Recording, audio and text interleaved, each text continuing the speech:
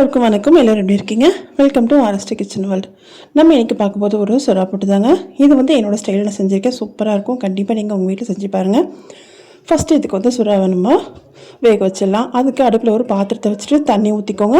அதில் வந்து கொஞ்சமாக மஞ்சத்தூள், உப்பு கொஞ்சமாக போட்டு இந்த சுறாவை ஃபஸ்ட்டு ஒரு கொதி விட்டுடலாம். ஒரு 2-3 கொதி வந்ததும் அப்படியே இறக்கி ஒரு 2 நிமிஷம் மூடி வச்சுட்டு அப்புறம் உரிச்சிருங்க. அப்போ தான் கரெக்டாக நமக்கு தோல்லாம் உறிஞ்சி வரும். அதுக்கப்புறம் ஒரு கடாய் வச்சுக்கோங்க. அடுப்பில் கடாய் வச்சுட்டு கொஞ்சம் அகலமான கடாயாக, கொஞ்சம் அடிகனமான கடாயாக எடுத்துக்கோங்க.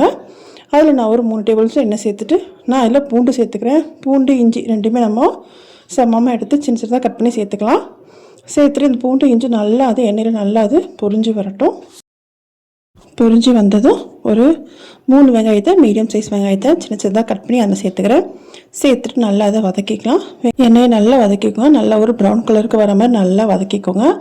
ஏன்னா ஃபஸ்ட்டு நம்ம வெங்காயத்தை வதக்கிட்டு அதுக்கப்புறம் இந்த மீன் சேர்க்க போகிறோம். இதுக்கு பார்த்திங்கன்னா தக்காளியெலாம் எதுவும் சேர்க்க போகிறதுனால வெறும் வெங்காயம் தான். வெங்காயம் நல்லா அது வதங்கி நமக்கு நல்ல ஒரு கலர் வரட்டும். அதுக்கப்புறம் நம்ம பார்க்கலாம்.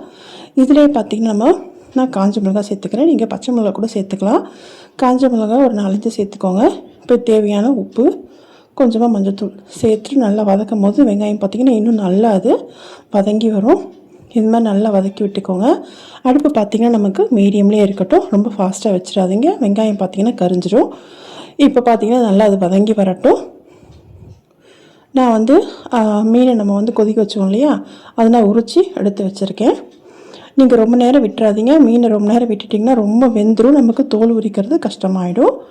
ஒரு 2 கொதி வந்ததும் 2 நிமிஷம் அப்படியே மூடி வச்சுட்டு அதுக்கப்புறம் நீங்கள் உரிச்சிடுங்க. மீன் பார்த்திங்கன்னா நல்லா அது வெந்து வந்திருக்கும். இப்போ பார்த்திங்கன்னா வெங்காயமே நல்லா வதங்கிடுச்சு. இதில் கொஞ்சமாக வாசனைக்கு கறி லீஃப் சேர்த்துக்கிறேன். சேர்த்துட்டு அதையும் நம்ம வதக்கிக்கலாம். நம்ம பார்த்திங்கன்னா வெங்காயத்தை மீடியம் ஃப்ளேம்லேயே நல்லா அதை வதங்கி வரட்டுங்க. வெங்காயம் பார்த்திங்கன்னா நல்லா வதங்கி வந்துச்சுன்னா ரொம்ப டேஸ்ட்டாக இருக்கும். கண்டிப்பாக நீங்கள் ட்ரை பண்ணுங்கள். இதே மாதிரி ட்ரை பண்ணி பாருங்கள். சூப்பராக இருக்கும். இது பார்த்திங்கன்னா சாதத்து கூட பிசைஞ்சு சாப்பிடும்போது நல்லாயிருக்கும். பாருங்கள், எல்லாமே நமக்கு தூள் அழகாக உறிஞ்சி வந்திருக்கு. இப்போது இந்த சமயத்தில் இல்லை வந்து மிளகாத்தூள் சேர்க்க போகிறேன். நீங்கள் பச்சை மிளகாய் சேர்க்குறீங்கன்னா உங்களுக்கு காரத்துக்கு தகுந்த மாதிரி பச்சை மிளகாய் வண்டியே போதுங்க. நான் வந்து காஞ்ச மிளகாய் சேர்த்துருக்கிறதால கொஞ்சமாக நான் மிளகாத்தூள் சேர்க்குறேன்.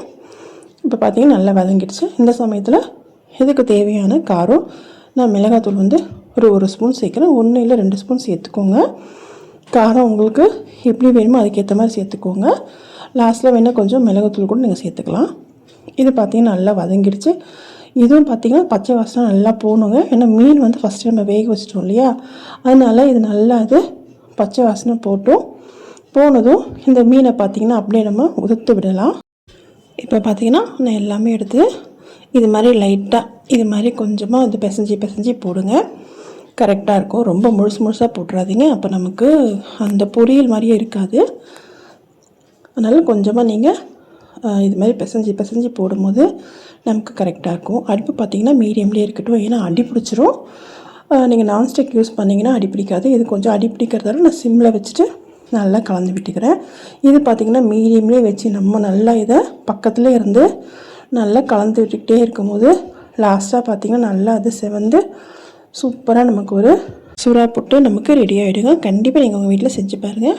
என்னோடய சேனல் பார்த்திங்கன்னா நிறைய குக்கிங் வீடியோ நான் போட்டிருக்கேன். என்னோடய ஃபஸ்ட் சேனல்லையும் குக்கிங் டிப்ஸ் எல்லாம் நிறைய நான் போட்டிருக்கேங்க. க்ளீனிங் டிப்ஸும் போட்டிருக்கேன். தேவைப்பட்டுச்சுன்னா என்னோடய ஃபஸ்ட் சேனல் நீங்கள் வந்து செக் பண்ணி பாருங்கள். அதுலேயும் வீடியோஸ் நிறைய இருக்கும். நான் கீழே டிஸ்கிரிப்ஷனில் கொடுக்குறேன். அவ்வளோதாங்க. நல்லாவே அது செவந்து வந்திருக்கு பாருங்கள். இந்த சமயத்தில் நம்ம அப்படியே இறக்கிட்டு நம்ம சாதத்தில் போட்டு பிசைஞ்சு சாப்பிடும்போது சூப்பராக இருக்கும். சாம்பார் சாதத்துக்கு, ரச சாதத்துக்குலாம் செம்மையாக இருக்கும். கண்டிப்பாக உங்கள் வீட்டில் நீங்கள் ட்ரை பண்ணிவிட்டு உங்களோட ஃபீட்பேக் சொல்லுங்கள். இந்த வீடியோ உங்களுக்கு பிடிச்சதா லைக் போடுங்க. ஃப்ரெண்ட்ஸ் அண்ட் ஃபேமிலிக்கு ஷேர் பண்ணுங்கள். மறக்காமல் ஆர்எஸ்டி கிச்சன் வேர்ல்டை சப்போர்ட் பண்ணுங்கள். இன்னொரு நல்ல வீடியோவில் பார்க்கலாம். தேங்க்ஸ் ஃபார் வாட்சிங்.